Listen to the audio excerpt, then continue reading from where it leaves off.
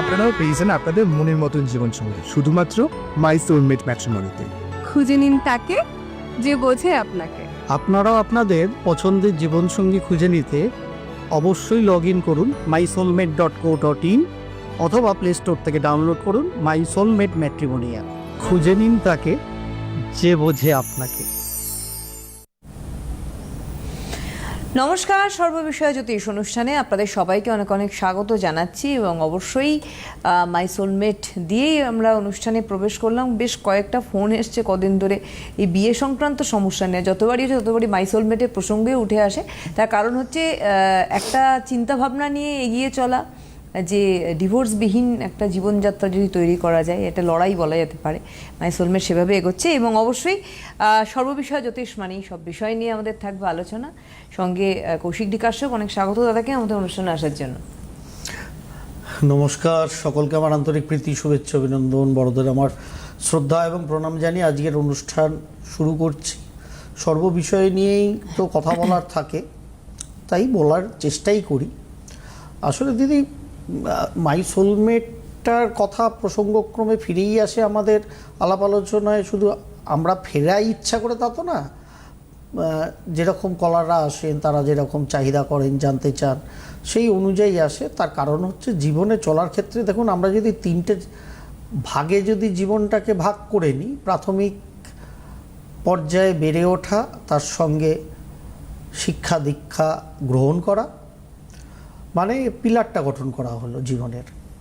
এর পরবর্তী ক্ষেত্রে দাঁড়িয়ে সেই শিক্ষা দীক্ষা এবং পারিপার্শ্বিক প্রভাব দ্বারা নিজেরা যতটা হাতে পায়ে এবং বয়সে বড় হলাম, সেগুলোকে যথাযথভাবে ব্যবহার করে এবার জীবনের মধ্যাহ্নে ধীরে ধীরে প্রবেশ করা। যখনই জীবনের মধ্যাহ্নের দিকে প্রবেশ করতে চলেছি, তখনই একটা গাঁটছড়া বাঁধার প্রাসঙ্গিকতা স্বাভাবিকভাবেই আসে। মনুষ্য জীবনে তো আসবেই, এটাই স্বাভাবিক, বিজ্ঞানের চাহিদা এটা।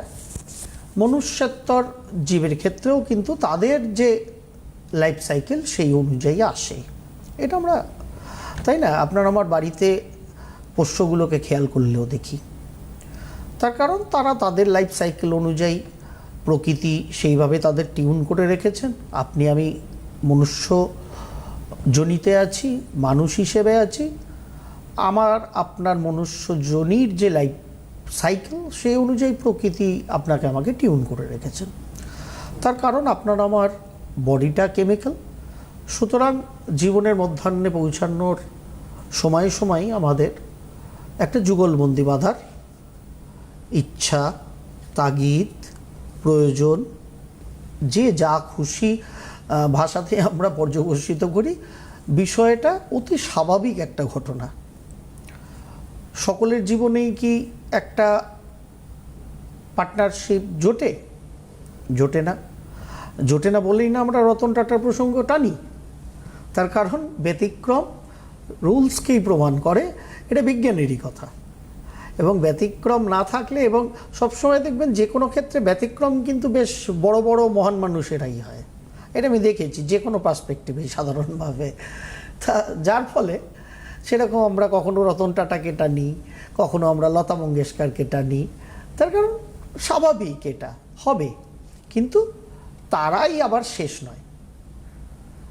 সুতরাং জীবনের মধ্যাহ্নে এই গাঁটছড়া বাঁধার ব্যাপারটা থাকে, এবং গাঁটছড়া যেরকম বাঁধলাম, মানে একে একে দুই হলাম ভাবছি আমরা, অ্যাকচুয়ালি দুই হওয়ার জন্য কিন্তু গাঁটছড়াটা বাঁধি না, ওটা 11,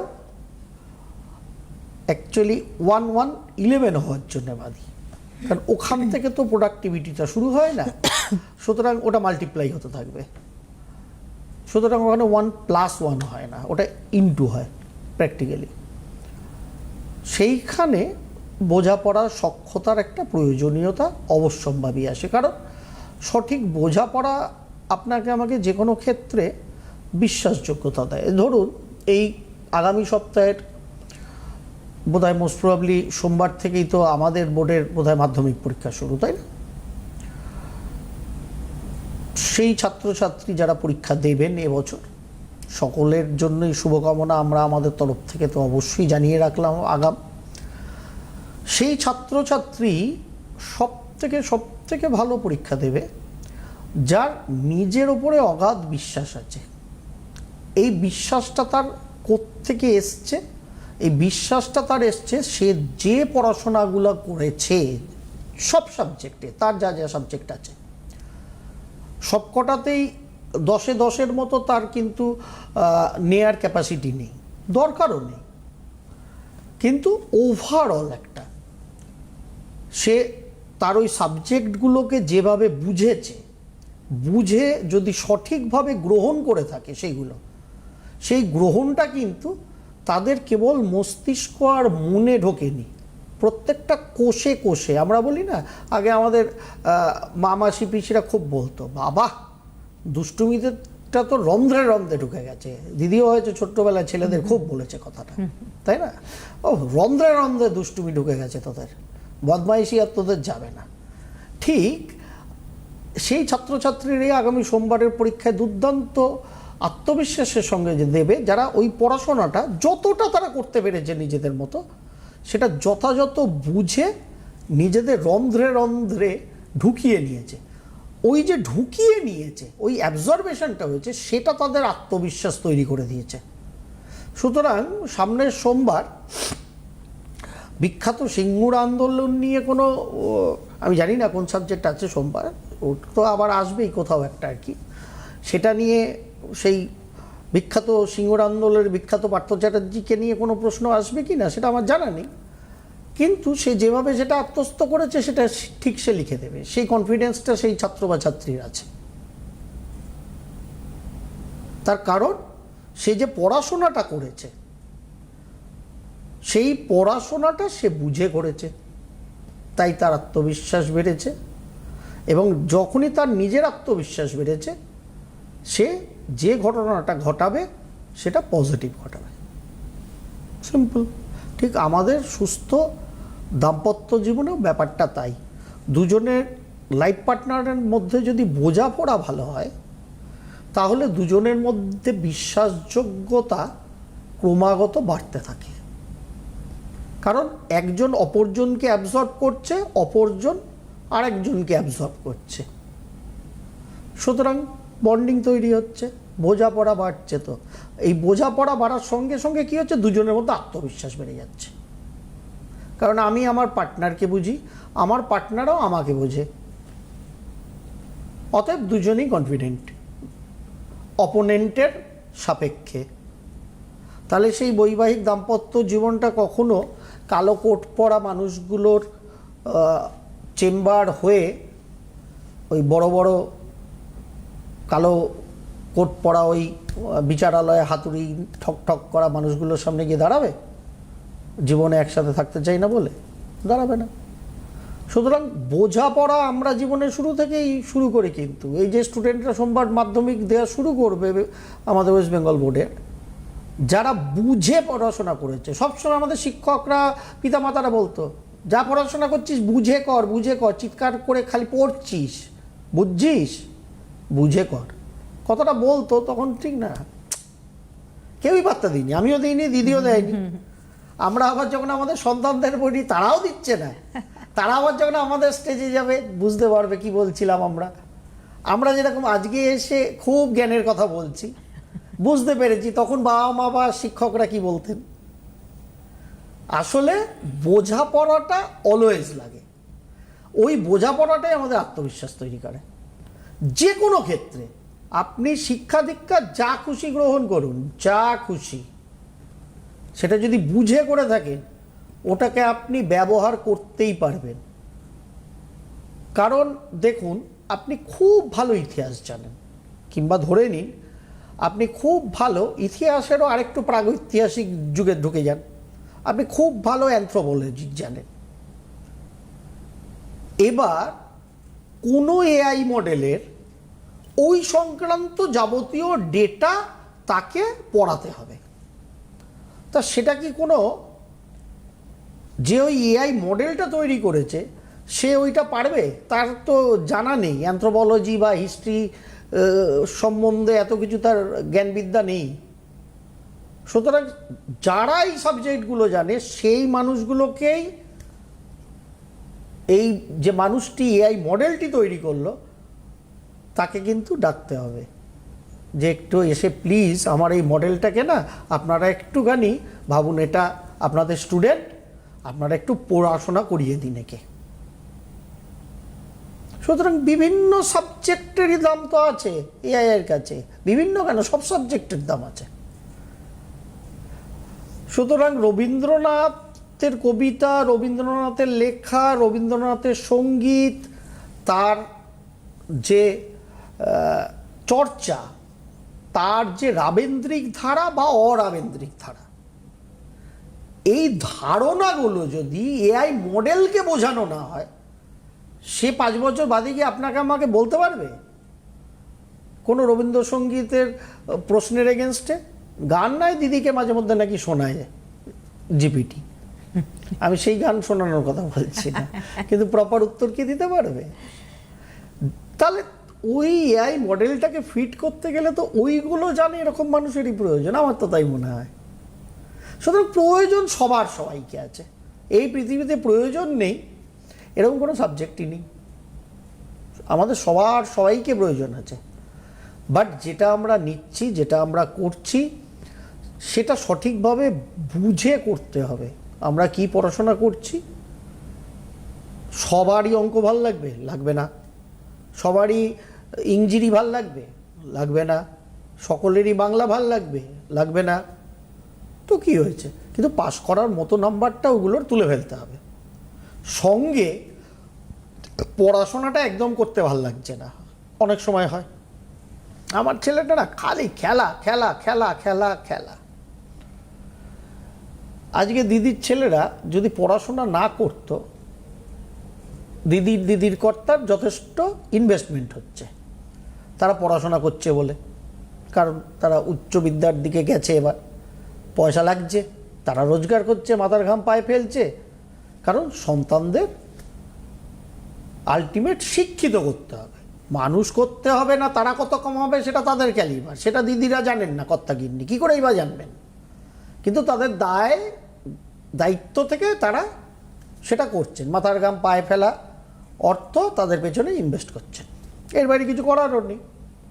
এবার দিদির ছেলেটা সারাদিন খালি এই মাঠ ওই মাঠ সেই মাঠে ক্রিকেট খেলে বেড়াতো, পড়াশোনার ধারে কাছে যেত না, পাটিগণিত ত্রিকোণমিতি দেখলেই পালাতো, ইংরেজিতে প্যারাগ্রাফ কিংবা প্রেসি দেখলেই ছুট মারত। যদি এরকম হতো তাহলে খুব চিন্তার হতো দিদির বিষয়টা, তাই না? হতো কি না দিদি? স্বাভাবিক তো, হওয়ারই কথা। কিন্তু ভেবে দেখুন, ও ভালোবাসে না, ও বোঝে না, তখন দিদির ওই ছেলে দুটো এরকম কি একটা সাবজেক্ট ছিল যে পৃথিবীতে কিচ্ছু ভালোবাসে না, কিচ্ছু বোঝে না, তখন ও ক্রিকেটটা ভালোবাসে এবং ক্রিকেটটা বোঝে। আমি ক্রিকেটটাকে একটা খেলা সম্বন্ধে বললাম, সেটা যে কোনো খেলা হতে পারে। সুতরাং রিচা ঘোষই হই, ছাই সনাতন দিনদাই হই, আমি রাজনীতিক সনাতন দিনদার কথা বলছি না, আমি শিল্পীর কথা বলছি। যা খুশি হই, পড়াশোনা করব, মিনিমামটা তো করতেই হবে, অবশ্যই করতে হবে, সবাই ফার্স্ট হবে না, কিন্তু তার ভালোবাসা ভালো লাগার জিনিসটা কি সেটা সে দারুণ বোঝে, তাহলে সেটাতেই ফিট করুন না তাকে। কোথা থেকে আগামী দিনে কোন লাইন কি চলে আসবে না কেউ আমরা সত্যি বলছি জানি না। প্রথার বাইরে যাওয়াটাই এর পরবর্তী জীবনে প্রথা হবে মনে হয়। দেখুন, আধুনিক যুগে আমরা ভাবি যে অনেক কিছু বোধহয় মাথা নিচু করে পায়ে হাত দিয়ে গুরুজনদের প্রণাম না করে একটুখানি শাহরুখ খানের স্টাইলে হাঁটুতে হাত লাগিয়ে প্রণাম করে নিলাম, এটা বোধহয় প্রথা পরিবর্তন। এটা প্রথা পরিবর্তন না, আমরা ভাবি এইটা প্রথা পরিবর্তন, এটাকে প্রথা পরিবর্তন বলে না। এটা হচ্ছে আমি নিচু হতেই শিখিনি, নিচু হতে না শিখলে কিছু আমার মধ্যে নিতেই জানবো না, আমার অহং ভাবটাকে ডাউনই করতে পারছি না। যারা বেশি অহংকারী দেখবেন মাথা ঝোঁকায় না, সেই জন্য সেই মানুষগুলো প্রণাম সব থেকে কম করে যে অহংকারী হয়, কারণ মাথা ডাউন করতে চায় না সেভাবে সেই সর্বেসর্বা, যার ফলে গুরুজনদের প্রণাম করা উঠে যাচ্ছে। আমরাও শেখাতে পারছি না বাচ্চাদের, কিন্তু এর পেছনে বিজ্ঞানও আছে, আধ্যাত্ম বিজ্ঞানও আছে, আমাদের চিন্তাভাবনা আছে, মূল সংস্কার আছে। এইগুলোকে একত্রিত করে নিয়ে যদি আমরা জীবনে চলতে পারি না, আমাদের অনেক অনেক অনেক বেশি কাজ আমরা করতে পারবো ঠাকুর দেবতার সামনে বসে থাকার থেকে।